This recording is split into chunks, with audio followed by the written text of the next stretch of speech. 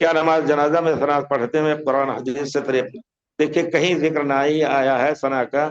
پیارے رسول صلی اللہ علیہ وسلم جنازے کے بارے میں رفع یدیہ اور اللہ اکبر وقرأ بالفاتحہ، بالفاتحہ کا ذکر، وہاں ثنا کا ذکر نہیں ہے، اس وجہ سے وہاں ثنا نہیں پڑھنی ہے۔ اعوذ باللہ السمیع العلیم من الشیطان الرجیم، بسم اللہ الرحمن الرحیم، الحمد للہ رب العالمین۔ پھر دوسری تکبیر کے بعد اللہم صلی علی محمد۔ مجھے تعجب ہوتا ہے، ایک بھائی نے کہا کہ یہ امام کتنی لمبی کیا نام ہے نماز پڑھ رہے ہیں، کیا پڑھ رہے ہیں اس میں جنازے میں؟ یہ 3 جگہ آپ کو پڑھنی ہے، اس کے علاوہ بھی اور بڑھا سکتے ہیں۔ دوسری تکبیر کے بعد اللہم صلی علی محمد صلاۃ ابراہیمی۔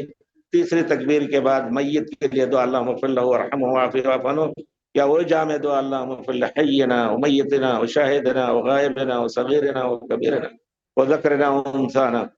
ہمارے میں تھوڑا سا یعنی بہرحال یہ بھی بتا دینا چاہتا ہوں کہ حنفی مذہب میں کہتے ہیں یہ نماز نہیں ہے، حالانکہ اس کا نماز میں ذکر ہے۔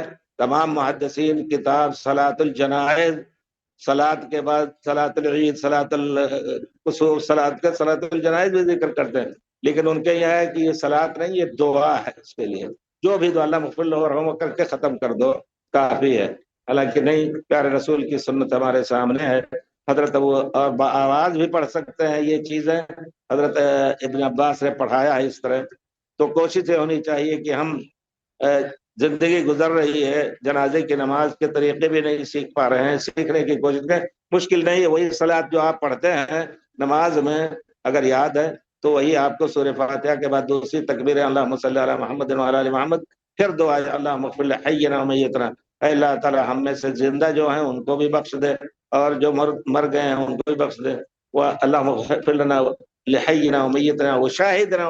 کتنی جامع دعا ہے کہ جو یہاں حاضر ہے یا جنازہ حاضر ہے، جو لوگ حاضر ہیں یا جو غائب ہے، تمام مسلمانوں کے لیے دعا ہو جاتی ہے۔ شاہدنا وغائبنا وصغیرنا وکبیرنا، ہمارے چھوٹوں کو، ہمارے بڑوں کو، وذکرنا انسانا، مرد عورتوں کو، سب کو، بڑی جامع دعا ہے، اس کو یاد کرنے کی کوشش